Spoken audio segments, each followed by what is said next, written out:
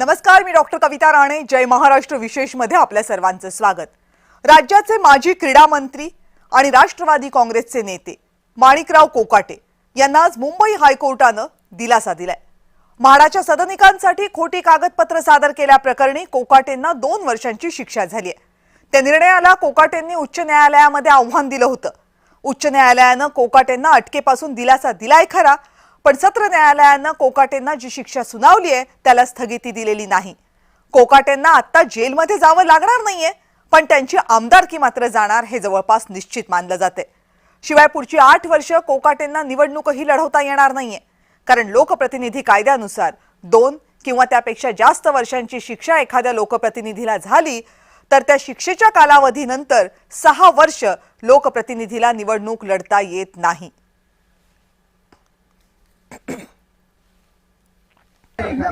थोडक्यात कोर्टाने एवढंच सांगितलेलं आहे की जी कन्व्हिक्शन अपिलेट कोर्टाने दिली आहे नाशिक कोर्टाने 16 तारखेला, त्याच्यावर त्यांनी ते जे स्टे आहे तो दिलेला नाहीये आणि त्याच्यावर मेन निर्णय हा अजूनही आहे, पण बेल जो आहे तो ग्रांट केलेला आहे आणि सस्पेन्शन ऑफ जे सेंटेन्स आहे ते अलाव केलेलं आहे.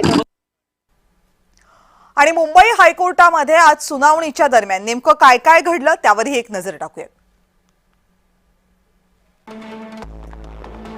कोकाटे पोलिसांना शरण आलेले नाहीत, त्यांची तब्येत कशी आहे असा सवाल न्यायमूर्तींनी विचारला. त्यावर माणिकराव कोकाटे यांची एंजिओग्राफी करण्यात आलेली आहे अशी माहिती सरकारी वकिलांनी न्यायालयाला दिली. मग कोकाटेंनी घर घेताना चुकीचे उत्पन्न दाखवले असा सरकारी वकिलांनी युक्तिवाद केला, ज्याला कोकाटेंनी फसवणूक केलेली नाही असा प्रतिवाद कोकाटेंच्या वकिलांनी केला. मग पिस्तूल परवानगी घेताना 25 एकर जमिनीचा उल्लेख केला गेला असं सरकारी वकिलांनी युक्तिवाद केला. त्यावर अर्ज करताना 12 महिन्यांपूर्वीच्या उत्पन्नाचा उल्लेख असल्याचा प्रतिवाद कोकाटेंच्या वकिलांनी केला. कोकाटेंनी फसवणूक केलेली नाही असा कोकाटेंच्या वकिलांचा युक्तिवाद होता, तर माणिक आणि विजय कोकाटे यांनी एकाच शिधापत्रिका असूनही 2 सदनिका लाटल्या असं सरकारी वकिलांनी न्यायालयाला सांगितलं. राजकीय ताकदीचा वापर करून नियम मोडल्याचा सरकारी वकिलांचा दावा होता.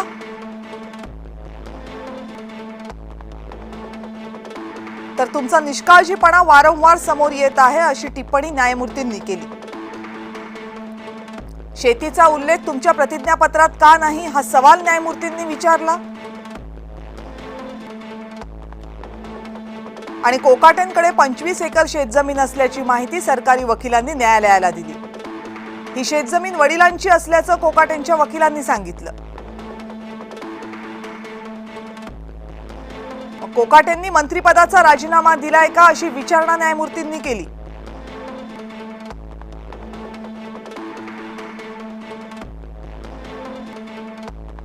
त्यावर मंत्रिपदाचा राजीनामा दिलाय अशी माहिती कोकाटेंच्या वकिलांनी दिली. कोकाटेंच्या तब्येतीमुळे जामीन मंजूर करत आहोत असं न्यायमूर्तींनी सांगितलं. कोकाटे यांना 1 लाख रुपयांच्या जात मुचलक्यावर जामीन देत असल्याचं न्यायालयानं सांगितलं. मात्र कोकाटे यांना सत्र न्यायालयानं सुनावलेल्या शिक्षेला स्थगिती नसेल असं न्यायमूर्तींनी स्पष्ट केलं.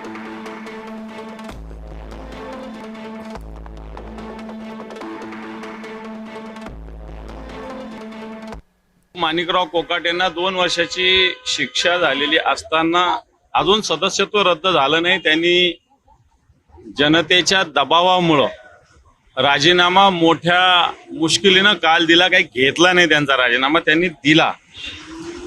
आणि हे सरकार अशा पद्धतीनं भ्रष्टाचार करणाऱ्यांना, सदनिकाचा गैरव्यवहार करणार अशा लोकांना संरक्षण देतं की काय, अशा प्रकारची स्थिती आहे. आणि मुंबई हायकोर्टाचा आज जो निर्णय आला त्या निर्णयाचा नेमका अर्थ काय आहे, त्या निर्णयाचे परिणाम काय आहेत हे जाणून घेऊयात ग्राफिक्सच्या माध्यमातून.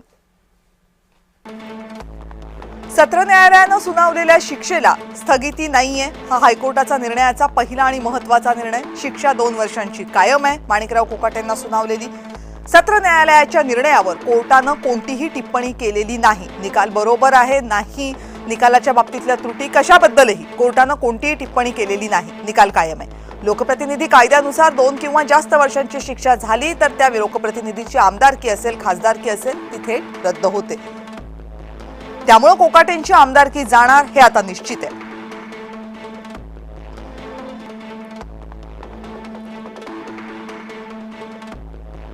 परिणामी कोकाटेंना सरकारी बंगला, सरकारी गाडी किंवा मंत्री म्हणून असलेल्या, आमदार म्हणून असलेल्या ज्या अन्य सुविधा असतील त्या सगळ्या काढून घेतल्या जातील.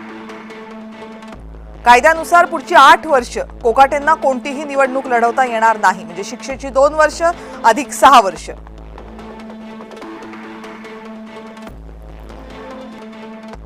आणि ज्या गुन्ह्यामुळे माणिकराव कोकाटे यांना 2 वर्षांची शिक्षा झाली, तो गुन्हा नेमका काय आहे, ते प्रकरण नेमकं काय आहे, सुरू केव्हा झालं, त्यावरही नजर टाकूया. 1989 ते 1994 या कालावधीमध्ये नाशिकमधल्या कॉलेज रोडवरच्या एका इमारतीमध्ये 2 फ्लॅट्स मिळवण्यासाठी माणिकराव कोकाटे यांनी खोटी कागदपत्र सादर केली. हा माणिकराव कोकाटेंवरचा प्रमुख आरोप. मुख्यमंत्र्यांचा 10% जो कोटा होता सदनिकांचा, त्यातल्या निर्मल व्ह्यू सोसायटीमध्ये कोकाटे बंधूंना म्हणजे कोकाटेंना आणि त्यांच्या भावाला प्रत्येकी एक फ्लॅट दिला गेला. आणि यासाठी माणिकराव कोकाटे आणि त्यांच्या भावानं सरकारला जी कागदपत्र सादर केली ती कागदपत्र खोटी आहेत असं न्यायालयाला सांगितलं गेलं.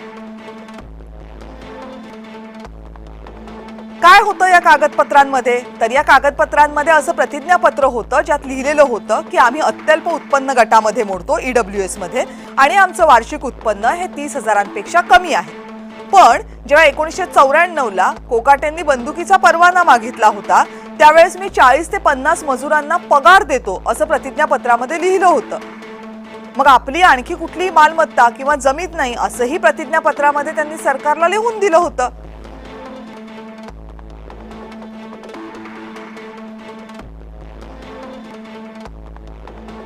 शिवाय कोकाटे कुटुंबियांची सोमठाणे परिसरामध्ये 25 एकर जमीन असल्याचंही सिद्ध झालंय.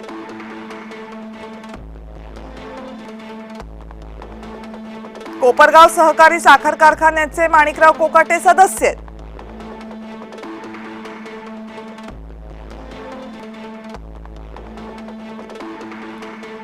दरवर्षी कारखान्याला ऊस पुरवण्याच्या बदल्यात कोकाटे कुटुंबियांना लाखो रुपयाचं उत्पन्न मिळतं.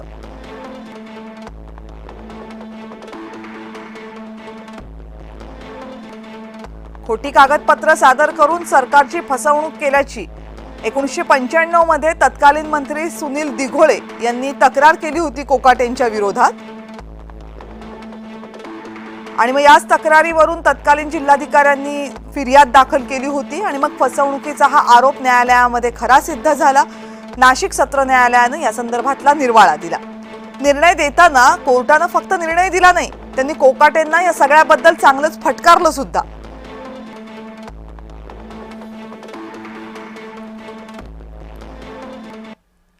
आणि राज्याचे सामाजिक न्याय मंत्री संजय शिरसाट यांनी कोकाटेंच्या सगळ्या प्रकरणावर काय प्रतिक्रिया दिली बघूया. माणिकराव कोकाटे हायकोर्टामध्ये गेले होते. हायकोर्टाने जो निर्णय दिलेला आहे त्याच्यावर कॉमेंट्स करणं योग्य नाही. जो काही त्यांना 1 लाख रुपये भरून जामीन दिला ती कोर्ट प्रोसेस आहे आणि म्हणून आता त्याच्यावर इतर भाष्य करण्यापेक्षा आता त्यांनी ती केस लढणे आणि पुढे जाणे हाच एक मार्ग त्यांच्यासमोर आहे. आणि विरोधकांनी कोकाटेंच्या आजारपणावर शंका उपस्थित केल्या. मात्र तरीही कोकाटेंच्या हृदयामध्ये 4 ब्लॉकेजेस आहेत असं डॉक्टरांनी आज सांगितलंय. कोकाटेंवर मुंबईतल्या अत्यंत प्रतिष्ठित मानल्या जाणाऱ्या लीलावती रुग्णालयामध्ये उपचार सुरू आहेत. त्यांच्यावर बायपास शस्त्रक्रिया करण्याची गरज असल्याची माहिती डॉक्टरांनी दिलेली आहे. मात्र त्यासाठी कोकाटे कुटुंबीय तयार नाहीयेत. त्यामुळे अँजिओप्लास्टीचा पर्याय आम्ही त्यांना दिला अशी माहिती heart surgeon doctor Jalil Parkar यांनी दिली. डॉक्टर पारकर यांनी बाळासाहेब ठाकरेंसह अनेक बड्या नेत्यांवर आतापर्यंत उपचार केलेत. कार्डियक सर्जन म्हणून त्यांच्या क्षमतेवर आणि विश्वसनीयतेवर शंका घेतली जात नाही. कोकाटेंच्या उपचारांवर ते लक्ष ठेवून आहेत आणि जर कोकाटेंनी शस्त्रक्रियेचा पर्याय निवडला तर ती शस्त्रक्रिया डॉक्टर पारकर करतील अशी शक्यता आहे. 4 ब्लॉक्स आहेत, सर्व सिव्हिअर आहेत. आम्ही त्यांना रेकमेंड केलं की त्यांना बायपास करावा लागेल. ओके, बायपास सर्जरी करायचं आहे. त्यांचं मन नाही पण ते विचार करतील, मग आम्हाला सांगतील, मग आपण अरेंज करू. आणि माणिकराव कोकाटेंवर ज्या हृदयरोग तज्ज्ञांकडून उपचार सुरू आहेत त्यांच्याशी बातचीत केली आहे आमचे सहकारी जय पवार यांनी. निश्चित आपल्यासोबत माणिकराव कोकाटे यांचे कार्डिओलॉजिस्टचे डॉक्टर विजय सर आहेत. सर, खरं तर 2 दिवसापासूनच माणिकराव कोकाटे हे या रुग्णालयामध्ये उपचार घेत होते. नेमकं उपचारादरम्यान त्यांच्यासोबत काय काय प्रक्रिया पार पडली आहे, काय नेमकी सविस्तर माहिती? नाही, ते आले त्यावेळी त्यांना चेस्ट पेन होतं, ब्लड प्रेशर जास्त वाढलेलं असतं, ECG मध्ये चेंजेस होते. त्याच्यासाठी आम्ही इंट्राव्हिनस ट्रीटमेंट दिली, ॲस्पिरिन वगैरे सर्व सुरू केला. And in 24 hours he settle down. मग next question is why. Echo normal होता. मग त्याच्यानंतर आम्ही काल दुपारी संध्याकाळी CT अँजिओ केलं बघायला की काय प्रॉब्लेम आहे काय. आणि CT अँजिओमध्ये कॅल्शियम खूपच जास्त होता. तर इट वॉज रेकमेंडेड की CT angio is not ideal. So we recommend do an angiography which we did today. आज 5 वाजता केलं. आणि त्याच्यामध्ये 4 ब्लॉकेजेस आहेत. एक 100% आहे, 2 90% आहे, एक 70% आहे. त्याच्यासाठी माझी रेकमेंडेशन आहे की आपण जितक्या लवकर असेल बायपास करून घ्या. Now he has to decide, his family has to decide काय करायचं आहे. And then will proceed accordingly जे काय करायचं आहे. या संदर्भात तुम्ही माणिकराव कोकाटे यांच्यासोबत काय संवाद साधला का? त्यांच्याकडनं काय उत्तर देण्यात आलं आहे या सर्व गोष्टी समजल्यानंतर? त्यांना बायपास नाही पाहिजे, पण जरा टाइम जाऊ द्या, फॅमिली डिस्कस करतील, मग डिसाईड करू. अँजिओप्लास्टी आणि बायपास हे दोन्हीच्या तुम्ही त्यांना सुचव Yes, दिला आहे, yes. पण या दोघांसाठी ते तयार आहेत का? म्हणजे नाही, something has to be done. Otherwise he takes a risk of dying, so it's not good. Bypass surgery किंवा अँजिओप्लास्टिक ह्या दोघांपैकी एक ट्रीटमेंट जे आहे ते ही माणिकराव कोकाटे यांच्यावरती पार पडताना आपल्याला पाहायला मिळेल.